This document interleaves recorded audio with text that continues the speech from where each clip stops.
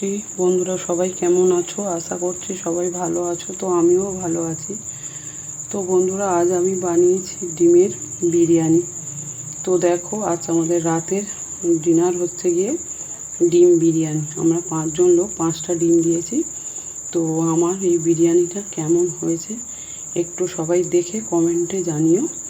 আর তোমরা কারা ডিমের বিরিয়ানি খেতে ভালোবাসো বা কারা কারা বানিয়ে খেয়েছো, না হলে বানিয়ে খেয়ে দেখো।